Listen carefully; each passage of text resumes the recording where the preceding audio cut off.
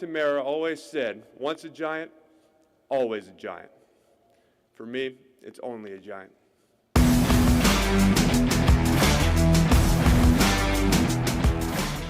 Giants Nation, 96% of you watching aren't subscribed yet.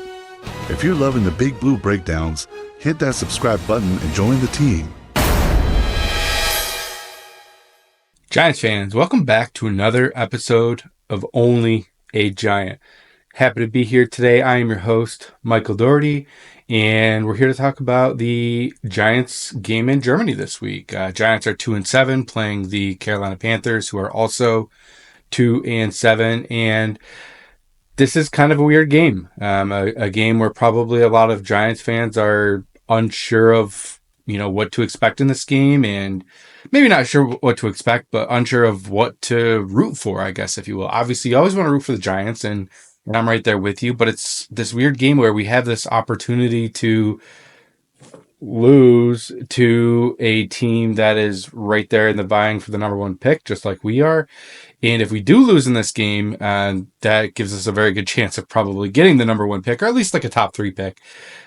There are a lot of teams that are 2-7 right now. So, if we win, you might jump back into like the top 10 or, 11 or 12 or somewhere like that. Maybe not that high, but you get the drift here. So it's kind of a really weird game in that sense. Let's jump right into it, though. Let's talk about it. And obviously, if you could, please like and subscribe. Thanks to all the new followers. Really appreciate that.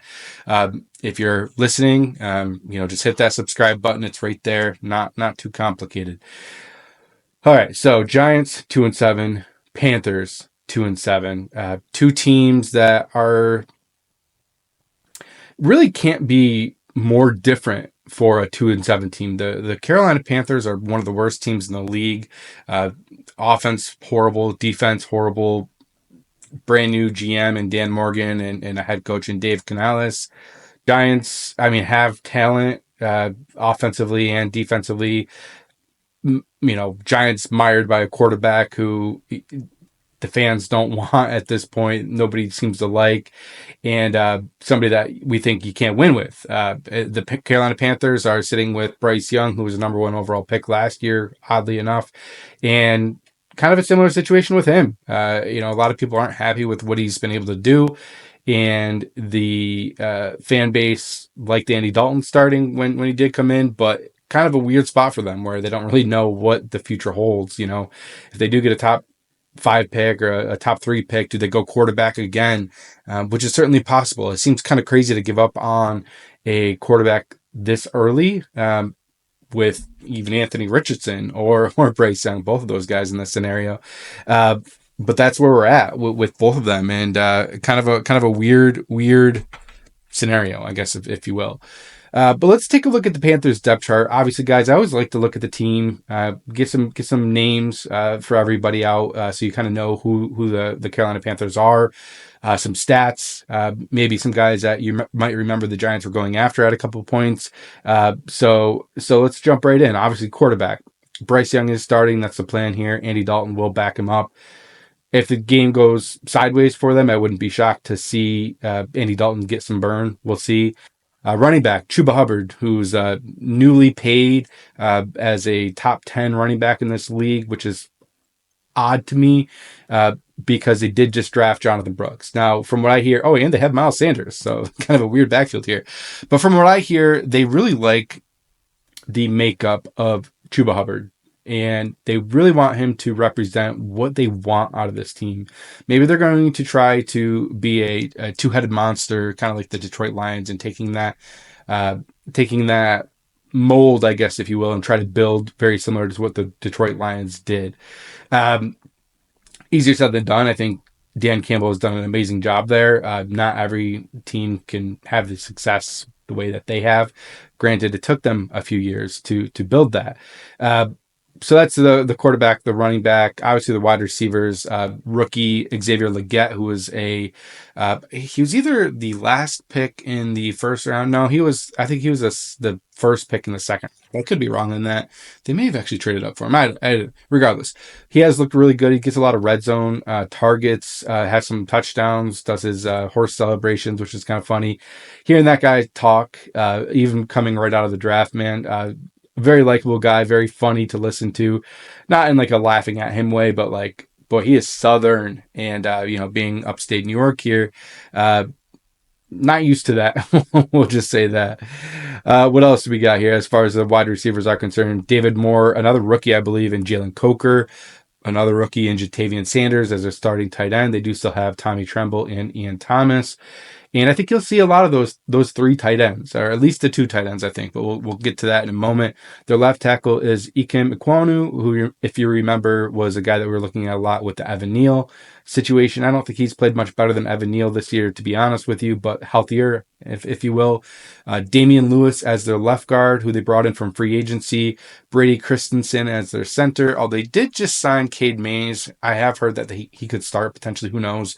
Robert Hunt, the Miami Dolphins guard, if you remember, who had a huge contract. The rumor was the Giants were going after him hard, and then you saw the contract and you're like, whew, that's a big contract. Taylor Moton as the right tackle. Making up their defense, they have a 3-4 defense. Ashawn Robinson, revenge game for him. Shai Tuttle as their nose tackle. LeBrian Ray. Jonathan Harris is there, if you remember him. I believe he was drafted out of, I want to say Missouri. I could be wrong on that, for the Miami Dolphins. Well, let's look while we're right here. I guess we're not in a big rush. No, this might not be the same guy that I was thinking of. Let's look at the bio. Carolina Panthers or Illinois. Yeah. Oh, it is him. No, it's not. We'll just skip right back over that and pretend that didn't happen. So yeah, Harris, like I mentioned, your other guys in this defense are Charles Harris. Is that the guy I'm thinking of? There's so many Harrises here. Well, who cares? Who cares at this point? Charles Harris as a weak side linebacker. Your inside guys are Trevin Wallace and Josie Jewell, guy I really liked out of the draft quite a few years ago, out of, I think, Iowa, was drafted by the Denver Broncos pretty late. He's made a name for himself in this league. They do still have Shaq Thompson, but he's on IR. And then you have Jadeveon Clowney on the other edge. Cornerbacks, Michael Jackson and J.C. Horn. Their nickel is Chow Smith-Wade, whoever. And safeties are Xavier Woods and Damani Richardson. So kind of a no-name defense for the most part. I think you know a couple guys just because they were a Giant at one point. Ashawn Robinson. Other than that, Jadeveon Clowney's been in the league for a really long time. Some people may know Josie Jewell, and then J.C. Horn, who was a high draft pick. Been hurt a lot of talk about him being traded potentially, Giants potentially being interested. Didn't happen, but that's kind of where we're at with that. When you're looking at the stats for the Carolina Panthers, and that's what I always like to look at next, you look at Andy Dalton, started a few games for them. He had 106 completions. Out of 160 attempts, so he completed 66% of his passes. And yardage wise, 989 yards, 7 touchdowns, 6 interceptions. So in his time, I wouldn't say that he did anything glaring to kind of show that he should be the starter, but he did okay. Bryce Young, the games that he has started, he's completing 60% of his passes, 694 yards, 3 touchdowns, 6 interceptions, 17 sacks between the two of those. Now, the probably the lone bright spot of their offense is Chuba Hubbard, who has 133 rushes, 665 yards rushing, and 5 touchdowns. Probably the highlight of their offense. They don't really give the ball too much to anyone else. Miles Sanders has had 36 carries at this point with 3.7 yards per carry, but you got to assume Jonathan Brooks is probably going to get a few carries in this game, and that's probably going to be the focal point of their offense, but we'll get back to that in a moment.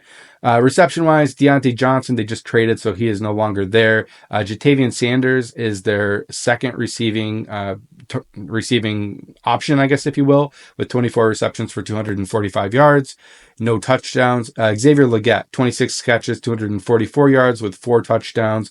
Jalen Coker, 14 for 222. Jonathan Mingo, they just traded. He's gone as well. Adam Thielen is still there. We'll see if he gets worked into this at all. And then Chuba Hubbard does get some catches. He has 26 catches, technically tied for second in the league on the team for receptions, but only 108 yards on those 26 receptions. So probably just checkdowns. Obviously I haven't watched too many Carolina Panthers games, but that's neither here nor there. Defensively, not a lot going on there as well. A couple of people have 3 sacks, like Charles Harris. Ashawn Robinson has 2. Nothing else really crazy there, but they do have a few interceptions. Xavier Wood has 1. Mike Jackson has 1. J.C. Horn has 1. They have 3 interceptions on the year compared to our 1. So I guess they got that going for them. What else do we got, guys? So that's kind of their roster. Obviously, we know our roster. We'll talk about the players that are out in this game. Obviously, Darius Slayton out. So this gives Jalen Hyatt a chance to step up proverbially here and be that wide receiver 2. Kind of a game where I don't want to say this is desperation or anything like that for him, but this might be a game where he might not get another good opportunity like this again to be in the starting lineup and potentially make an impact. If you don't make an impact in this game where the defense is one of the worst defenses in the league, man, you might just be what you are. Wide receiver 4, wide receiver 5, stretch the field. Obviously, he should have more production in this, and that is partially due to the Giants' offense itself, not just him. But we had high hopes this year. We thought that he could be the wide receiver 2, and he clearly is not. So this is a good chance for him to prove his worth to this team, maybe earn some more snaps as well if he can prove himself in this game, and then moving forward get some additional snaps. That's my kind of hope for him, I guess, if you will. So Giants offensively, and this is a game where, like I talked about earlier, some people may want the Giants to lose this game, and you never know. They certainly could, but this really is a game that the Giants should win. And let's just start with the reasons why for the Giants offensively. The Panthers defense, 32nd in points per game, 32nd in yards per game, 32nd in touchdowns given up per game, 32nd in rushing yards per game, 25th in passing yards per game. This should be a game for the Giants where we should be able to scheme up anything, and score some points offensively. Now, yes, this is an NFL team. This is an NFL defense. Nothing's a gimme. This league is separated by inches, not feet. But at the same time, I mean, this is a bad unit here. There should be ultimate flexibility in this offense with the scheme. And truthfully, if we don't score over 30 points in this game, I think that might say more about the play caller, Brian Daboll. If you can't put up points against this defense, that's one of the worst defense in the league, and top that off, one of the worst offenses in the league. So we're gonna have possessions. There's other issues here, and maybe you're outthinking yourself. I don't know. And maybe that has something to do with Daniel Jones too in this game, where maybe, if he can't get some downfield throws and downfield targets and, some explosive plays, then that's an issue. But this should be a game that Daniel Jones can dominate. This should be a game that our running game, Tyrone Tracy can get the ball consistently and get positive yardage on each carry, which he does really well this year. This should be a game where Malik Neighbors can have an impact and get a touchdown or 2 with 8-9 receptions for 150 yards. Something like that should be doable in this game if the offense is clicking like it should be or could be. Not expecting a perfect game out of Daniel Jones or this offense, I guess. This game is in Germany, so that's always going to be a little bit of a, getting used to thing, a different crowd, not a home game. It's a road game. I think we're technically on the road. I could be wrong on that, but just a weird game, I would say. A game where maybe things don't go quite as expected, but there should be no excuse for this offense to not be able to get the ball going, run the ball, pass the ball, get the offense and the run game and the pass game working together. That really is key. Malik Neighbor said that in the press game post conference last week, that was something that didn't happen, and we saw it. It was live. It was clear. First half, we ran. Everyone gets on Daniel Jones about having 0 passing yards in the first half. What are you going to do when you run the ball 15, 20 times? You have 5 yards per carry. You're just going to keep running the ball, but you need to marry the two together. 2 runs, throw in a pass, keep the defense guessing. Second half, they said, you know what, we're not going to let you run the ball anymore. The Washington Commanders said that, and make you pass. And then we weren't able to kind of marry the two together. We weren't able to run the ball. We had to throw the ball, which we threw the ball with some success, but not in the sense that we were able to obviously win the game. What else, guys? That's the offense. I mean, really, for me, I think this is a game that offensively should be dominated by the Giants. Time of possession should be dominated. Yards per carry, pass per yard, pass per attempt. Should be an easy time on offense for this Giants offense. Defensively, kind of a similar story. And this is why I really feel like this might be a tough game to sit here and say that we have a chance of lose. Like, I just don't feel like that. If we lose, then okay. But Panthers on offense are the 30th ranked passing yards per game. Also 25th in rushing yards per game. So this is not a good offense. This is a game defensively for me where I think you need to, if they get in the red zone, you need to shut down the run, which is an obvious, but you also need to watch Xavier Legette. He seems to get a lot of red zone targets. He has 4 catches. I think a few of those have easily been in the red zone for short yardage touchdowns. So watch Xavier Legette. Keep an eye on him. Keep 2 hands on him if you got it at all times. But really, I think to me what this all comes down to is, do not respect the passing game out of these Carolina Panthers and Bryce Young. Main focus on this should be stopping the run, getting a lead, and making them one-dimensional. The pass game, leave Deonte Banks on an island. I don't care about that, to be honest with you, at this moment in this game. This isn't a game that I'm worried about him giving up long plays and stuff like that. Yeah, he still needs to get his head around, and that's still going to be an issue, and I won't be shocked when that happens a couple times. But this is a game that should not be an issue as far as that's concerned. This should be a game that defensively we can focus on the run game, make them one-dimensional, get a lead, and make this kind of an ugly game for the Carolina Panthers. Also a game for Brian Burns where you hope you see a few sacks out of him. Same with Dexter Lawrence. And maybe Azeez Ojulari get a sack or two. Get that total up to 7, 8. See what happens in the offseason. Maybe you get this ludicrous contract offer from another team, which wouldn't shock me at all.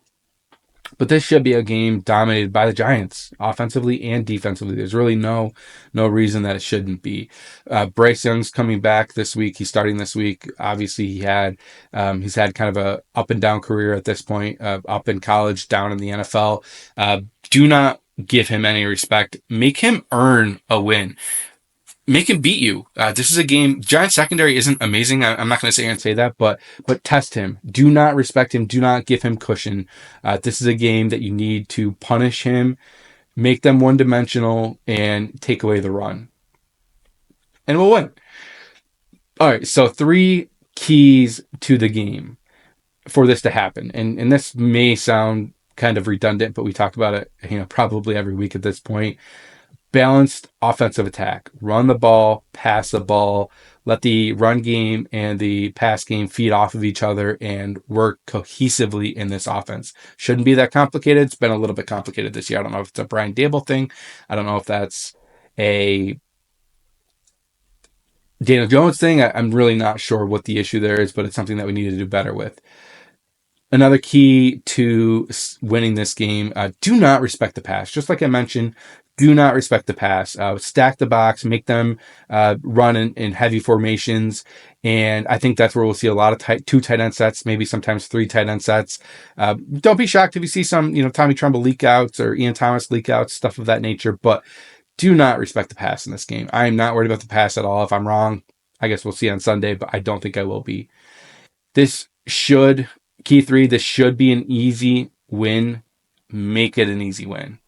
That sounds redundant probably as well, but this is a game that we should win by 2 scores. If we don't score 30 points in this game, there's other issues. Win this game by 2 scores, and I think we'll all be happy. Some people won't be happy that we won, but it is what it is. This is the NFL. It's You can't tank. The tanking doesn't happen in the NFL. I really strongly feel that way. Um, Bad teams are bad, and unfortunately, guys, the Carolina Panthers are the worst of the worst. And you want to know what? This is what I want. Be the worst team in the NFL, Carolina Panthers, and I'm fine with that. Go draft Shedeur Sanders. I don't want him on the Giants. You take him, please. By all means, take Shedeur Sanders, and maybe he's good for you. Maybe he isn't. Maybe he's a complete headache, like I think he will be in the NFL between him and his father. I don't want him. Don't want him anywhere near the Giants. So get the number one overall pick and take Shedeur Sanders or Travis Hunter. I mean, obviously, I'd like Travis Hunter on the Giants, but I do worry a little bit about what he does in the NFL.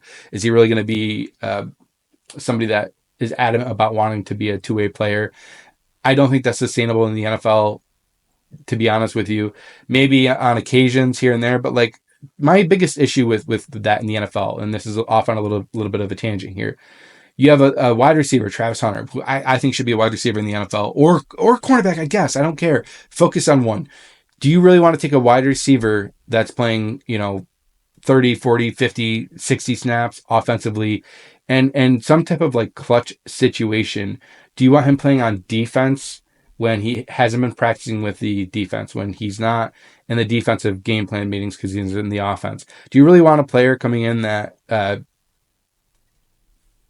probably isn't better than the other players on the team? If he focuses on one position, yeah, I think 100% that might be fine. And the best way for him to be a two-way player in this NFL, I think, is to be a cornerback and maybe do some kick returning, punt returning, or maybe get a little bit of offensive plays here and there. I think that's doable, but I don't think he can be a wide receiver and a corner. I think it has to be a corner and some snaps as a wide receiver. Side tangent, don't mind me there. That's a story for another day here when we get into draft season, which I'm excited to cover this year, guys. I love the draft. The draft is one of my favorite times of the year.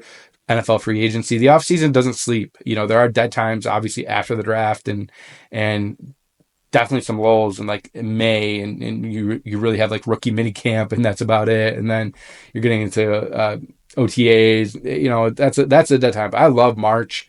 I love April. February is pretty slow, obviously, but off season's a blast, and I really look forward to covering that this year with you guys here, and hopefully we'll talk about. Hopefully we'll have a decent pick in this draft and get a quarterback somewhere. Key player in this game, and to me, it's Dexter Lawrence. Be dominant up front. If they do end up starting this young center, dominate that matchup. Brian Burns, dominate that matchup. Just really defensively, this should be a game we dominate and make this game easy for our offense. Let the offense get in a rhythm. Let the offense get plenty of drives with the ball here and dominate. But Dexter Lawrence, be a stud, hold this defense accountable, hold Deonte Banks accountable, and let's go to Germany and let's get a W. That's what I'm excited about. So, score prediction for this game. Like I talked about earlier, I really do think that this is a game where the Giants need to be able to put up at least 30 points. I think they will put up 30 points. So for me, the New York Giants win this game 34-14. I think this is a game that the Giants offense is dominating. Maybe there's a Giants pick six or something of that nature. Pick by the Giants. What? Maybe it happens in this game. Maybe we get our second pick on the year. And I guess more importantly, though, what I was getting at is I think there's going to be a defensive score in this game. Giants are going to run away with this. This is not going to be a competition. And that's my prediction. Guys, that's all I got for us today. What we'll do here moving forward is probably Monday, hopefully Monday. I always say Monday, then it ends up being Tuesday. But hopefully Monday we'll have a preview pod. Actually, this Monday is a holiday. We'll see. Maybe I can get it done this Monday.